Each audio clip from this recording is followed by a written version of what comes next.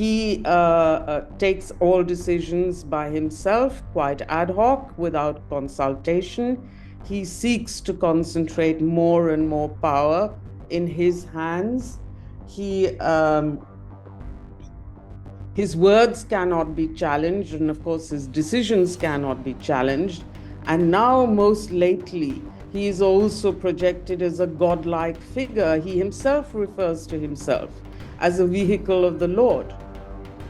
So in your eyes, this means Modi is a textbook autocrat? Yes. But I would go further. I would say that he and his administration have totalitarian goals. So there's the goal of Mr. Modi as autocrat or as ruler, but there's also the goal of remaking society in a very specific image.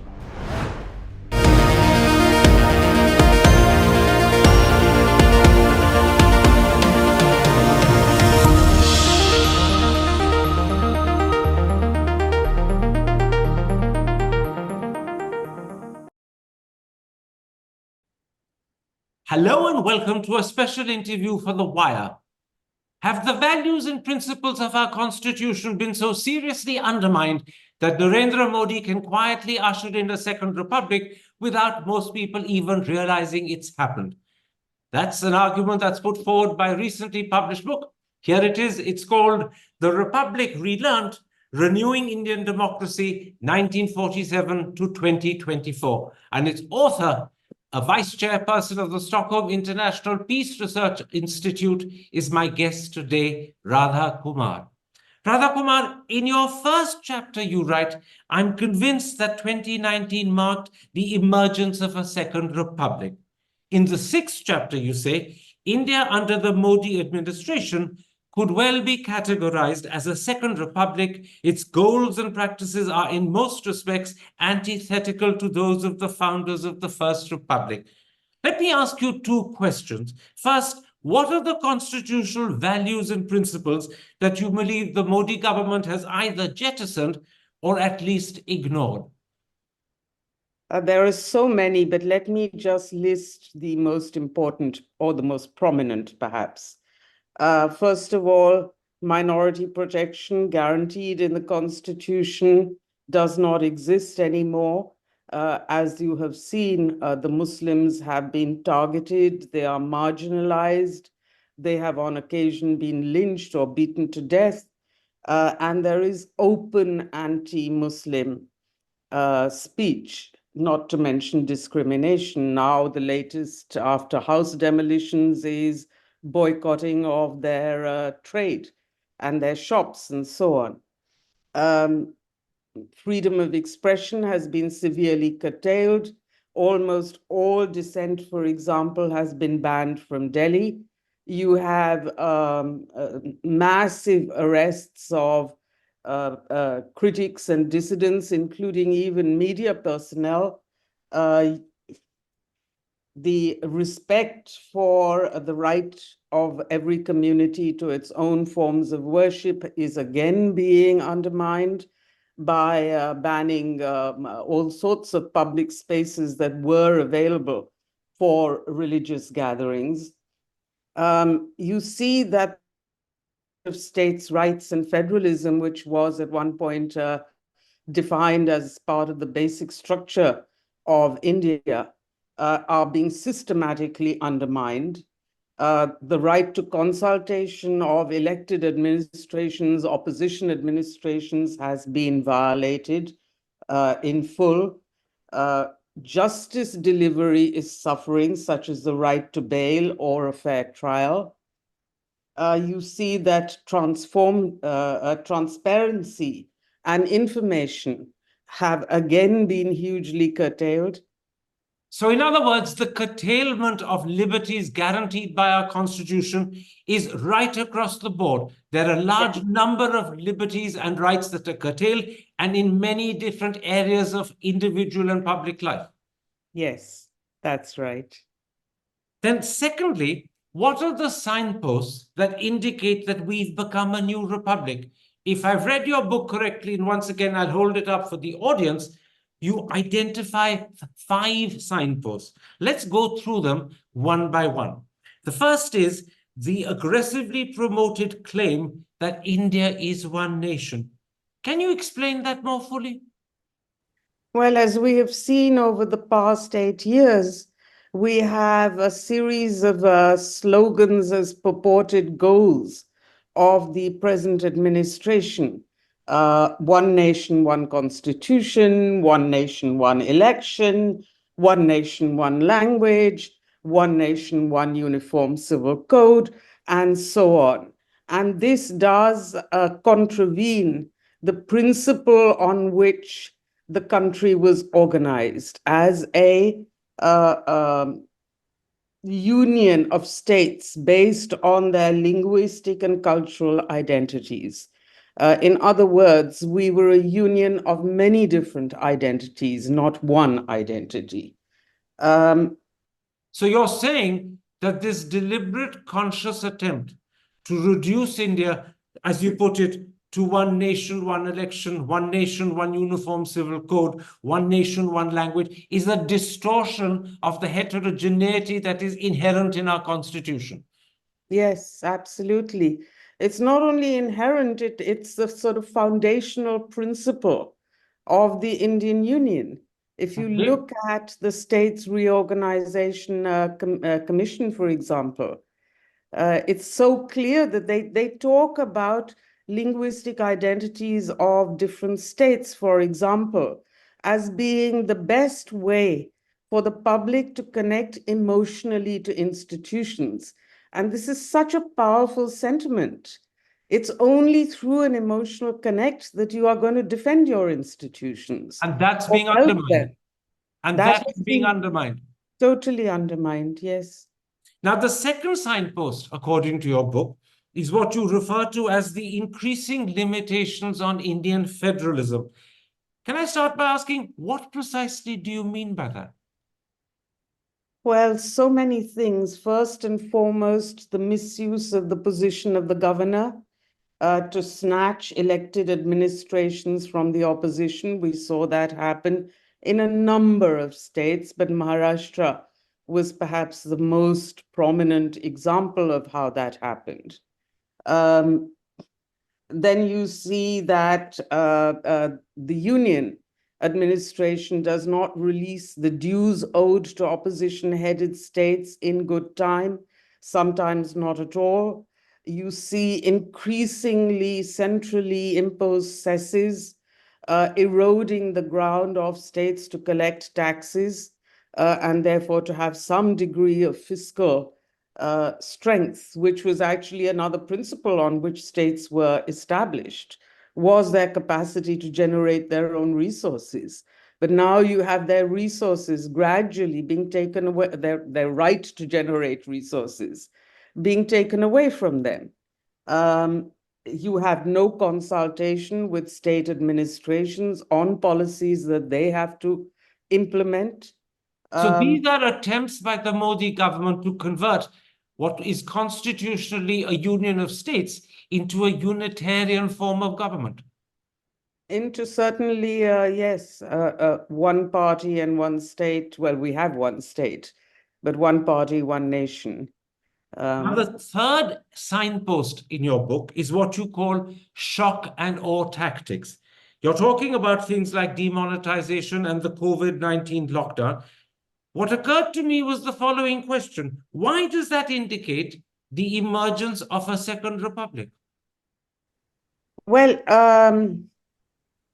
the First Republic, if we read the Constitution carefully, is based on an understanding that central decisions that affect all the people of the country will be taken in consultation with elected leaderships across the country. And in fact, if you look at the early years of the founding of the Republic, Nehru wrote every 2 or 3 weeks to chief ministers to solicit their advice. He spoke to district level Congress units almost every day. Sardar Patel did likewise. He had to deal with all sorts of, from the smallest of issues to the biggest of issues. And you see him again and again telling Congress party units that they must understand and implement the nature of the federal structure of this republic, meaning that they must consult really widely. More than that, if you look at the Constitution itself, it was placed in the public domain for 6 months. You had more than almost 8,000 written responses to the draft Constitution for changes. The final reading of the Constitution was heard by more than 50,000 people. This was the pattern of what was called deliberative democracy. That has almost utterly ceased to exist today. It is not valued. So you're saying that the more Mr. Modi unilaterally exercises his authority and his powers, the examples being the literally 5-hour given notice for the COVID-19 lockdown and the demonetization that happened with just 3 or 4 hours in hand. These are examples where deliberative democracy is being undermined, and deliberative democracy was, you believe, part of the essence of the First Republic. Yes, and I would say actually the most glaring example of this is the way in which Jammu and Kashmir's special status was removed and the state was divided and demoted to 2 union territories. Look at the way this is done. Forget that there is no consultation. You say the governor represents the people of the state, but the governor actually always represents the Union of India. That's the purpose of the governor. So that is in your eyes the most... You put 5,000 people in jail before doing this. That is, in your eyes, the most glaring example of what you call shock and awe tactics, and another illustration of how deliberative democracy, which is a core of our constitution, in your eyes, is being undermined. Is that right? Yes. Now, the fourth signpost is what you call the decline in independent media. In this case, I imagine it's probably clear and apparent to most people what you mean, but nonetheless, spell it out a bit further.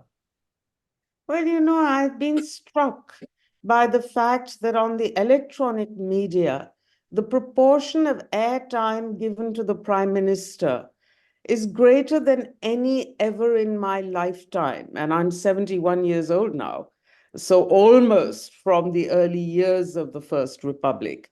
Even Nehru did not get this kind of airtime. And these were years when electronic media was state-controlled. Doordarshan was a government of India station. And yet, up until 2014, we never saw this kind of almost domination of the airwaves by the Prime Minister. And every issue that appears to be taken up is an issue that the ruling party wants taken up. Whereas if you look at the kind of coverage of opposition issues or opposition leaders or states for that matter, you barely see it.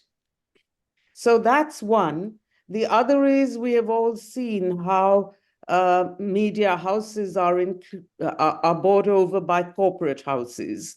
We see that the media itself does not assert its independence in the sense that you don't get the kind of criticism that a media which holds government accountable, I mean, that's part of the job of the media, that is simply not happening. You see innumerable independent or somewhat dissident media outlets being targeted. There are raids on them. Their heads or their chief executives are put in jail.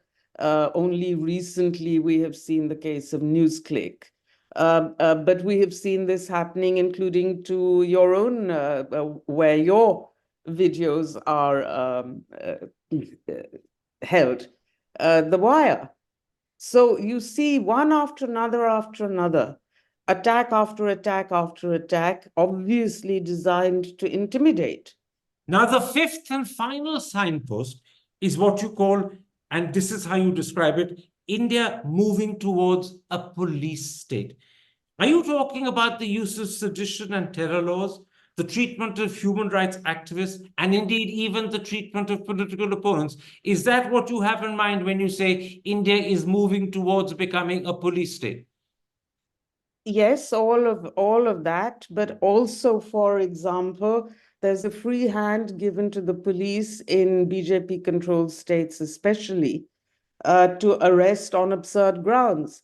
For example, criticism of the Prime Minister is considered a sufficient ground to file an FIR. Criticism of certain chief ministers, such as Adityanath, is again considered a sufficient ground for filing a first information report. This is absurd.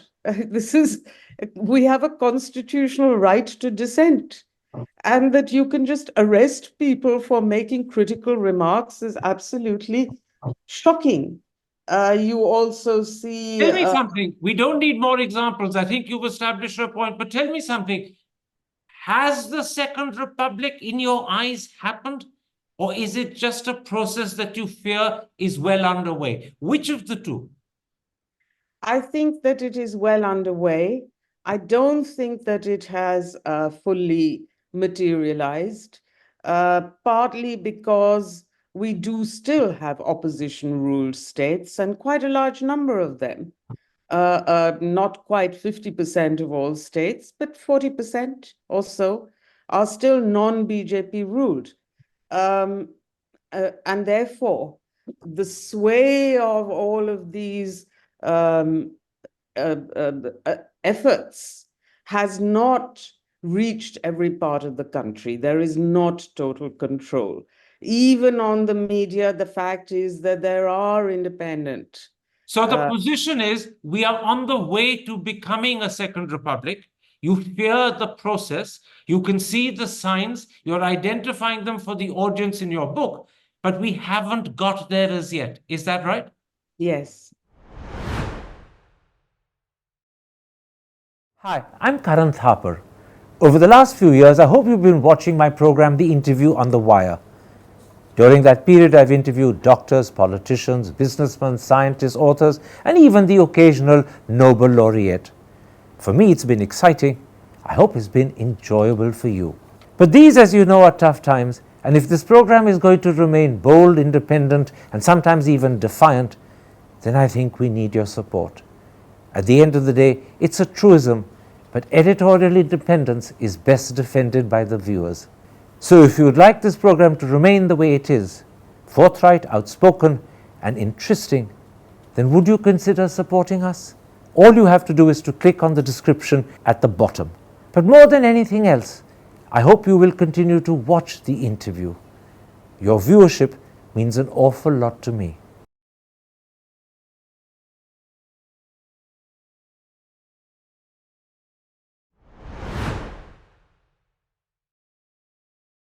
Of Prime Minister Modi, you write, and I'm quoting you, he is a textbook autocrat. Can you explain why you've come to that conclusion? Well, I have a difficulty in separating the presentation of Mr. Modi from the man, Mr. Modi. I don't know whether they are separate or different. So let me focus on the presentation aspect, which, by the way, is a self-presentation as well. He takes all decisions by himself, quite ad hoc, without consultation. He seeks to concentrate more and more power in his hands. His words cannot be challenged, and of course, his decisions cannot be challenged. And now, most lately, he is also projected as a godlike figure. He himself refers to himself as a vehicle of the Lord. So in your eyes, this means Modi is a textbook autocrat. Yes. But I would go further. I would say that he and his administration have totalitarian goals. So there's the goal of Mr. Modi as autocrat or as ruler, but there's also the goal of remaking society in a very specific image. Even within Hinduism, it is a particular form of what I call political Hindutva that is being imposed away from the many different currents that you have in Hinduism.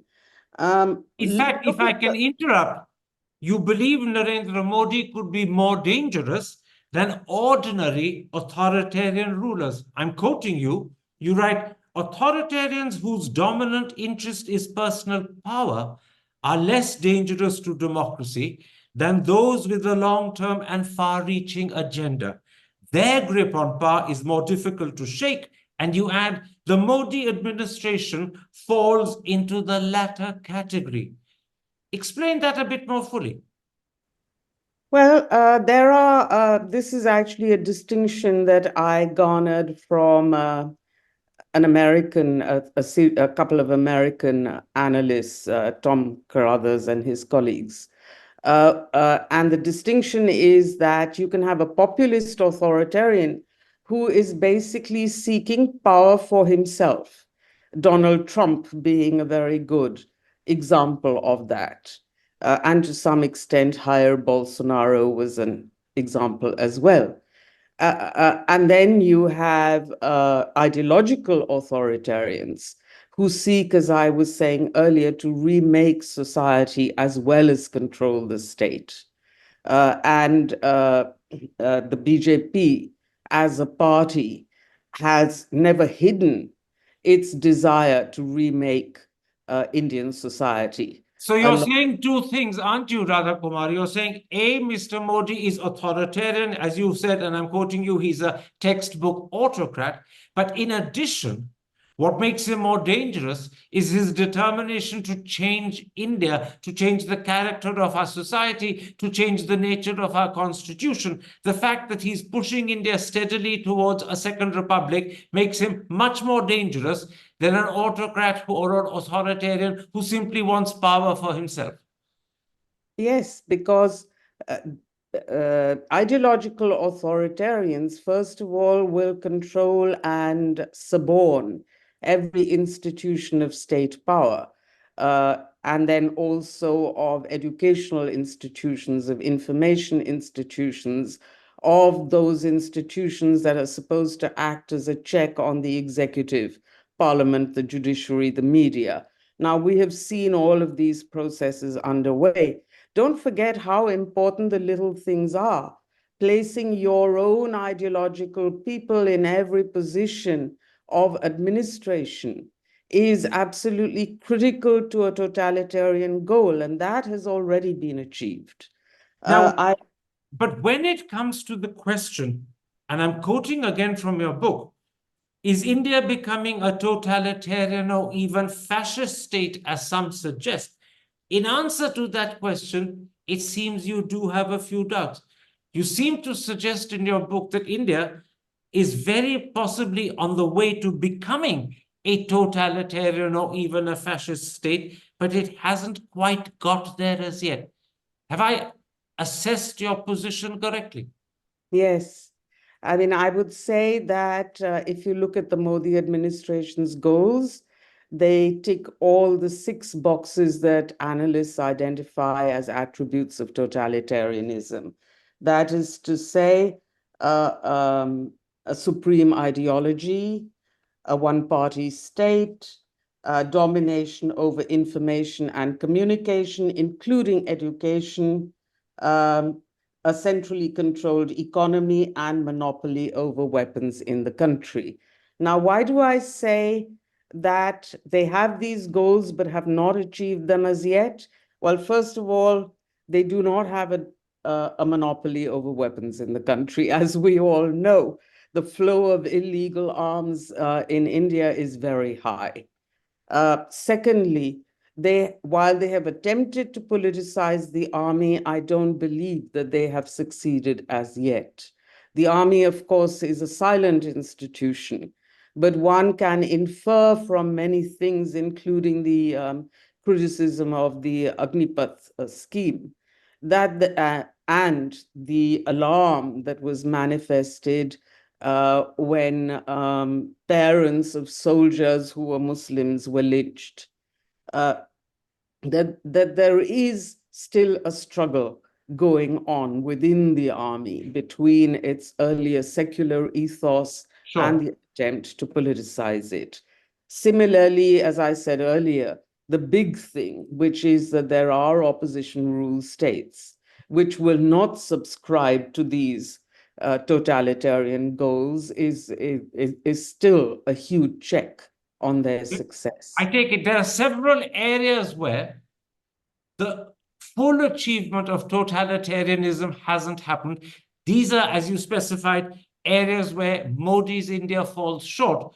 But nonetheless, it is your position that he's striving and pushing in that direction.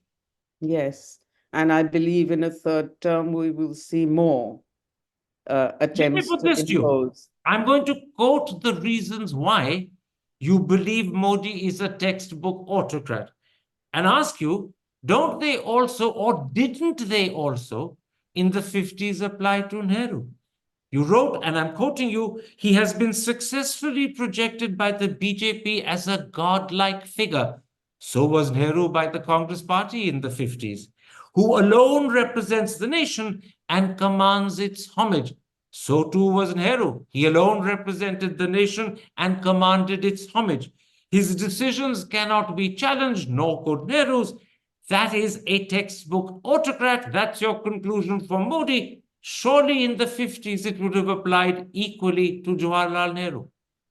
No, I wouldn't agree with that at all. I mean, first of all, Nehru never projected himself as a godlike figure with the sole authority to make decisions. But your words were not. But your words were not that Modi projects himself as a godlike figure. Your words are successfully projected by the BJP as a godlike figure. Did not Congress project Nehru in that way? He did, but if you look at the parliamentary debates of the time, the Congress may have projected him as such, but that was not accepted across the country, across the elected leadership of the party. And it certainly was not something promoted by himself. Secondly, the Congress may have promoted him as in that way, but his face was not on every bag of flour that was distributed to the people. There were not selfie points set up by the army of all institutions for photos with Nehru. And Nehru, with all his faults, did welcome dissent. I mean, Prakash Narayan himself talks about how Nehru encouraged him to help form the Congress Socialist Party. Quite right. These were the areas. Pressure. These are the areas where my attempt to suggest that Nehru too in the 50s was treated like an autocrat falls differently short and differs from the attempt regarding Modi. Is that right? Yes. Then tell me, the judiciary. Sorry, say that again. Look at the judiciary. The judiciary was strongest in that period, much to Nehru's discomfiture and indeed annoyance. They struck down public safety ordinances, for example, one after another, saying that the individual right to freedom of expression could not be curtailed. The judiciary has just struck down electoral bonds. I am very grateful indeed for that. I only wish that they were bolder on some other issues, but that we will leave aside. We're coming to the end of this interview. Let me ask you, if Modi wins a third term, and as some people say, with a bigger majority than 2019, what sort of ruler will he become? And secondly, how would you then describe the polity that emerges in India in Modi's third term? Well, I think that it is very dangerous indeed for the country if he does get a third term, while acknowledging that the probability of his getting a third term is very high indeed. So what do I foresee in that third term? Certainly a greater imposition and curtailment of the rights of freedom of expression, of dissent, and so on. Certainly greater misuse of institutions of state to persecute opposition leaders and to try and wrest more and more states away from opposition control. Certainly greater attempts to push the Uniform Civil Code in the form that it has been passed in Uttarakhand, where individual rights have been completely undermined. I mean, can you imagine even so-called live-in couples have to register with state authorities? So Tell I me would this. expect greater encroachment into people's private lives and far greater acts of imposition against all forms of dissent. Radha Kumar, tell me this. If today, at the fag end of his second term, you're already calling Modi a textbook autocrat, how would you describe him if he returns for a third term with an even bigger majority? What word or phrase will you then use? I think I've shot my bolt, as they say. I don't think that all I would be able to say is that he is, as a textbook autocrat or as a person with totalitarian goals, he will use those 5 years to push his totalitarian goals even further. He will try to take even, to expand his area of control over the states of the country. He will make the union administration far more powerful than it already is, and it is already very powerful in relation to states' rights. As I said, he will outlaw every form of dissent or of individual rights. It may not be a project that will be completed in his third term. Doubtless, he will say he will need a fourth term or a fifth term for that, but he will progress on all of these goals. Radha Kumar, that is a pretty forbidding picture that you paint. I thank you for the time you've given me. Take care. Stay safe. Thank you, Karan. And to you too. Hi, I'm Karan Thapar. Over the last few years, I hope you've been watching my program, The Interview on the Wire. During that period, I've interviewed doctors, politicians, businessmen, scientists, authors, and even the occasional Nobel laureate. For me, it's been exciting. I hope it's been enjoyable for you. But these, as you know, are tough times, and if this program is going to remain bold, independent, and sometimes even defiant, then I think we need your support. At the end of the day, it's a truism, but editorial independence is best defended by the viewers. So if you would like this program to remain the way it is, forthright, outspoken, and interesting, then would you consider supporting us? All you have to do is to click on the description at the bottom. But more than anything else, I hope you will continue to watch the interview. Your viewership means an awful lot to me.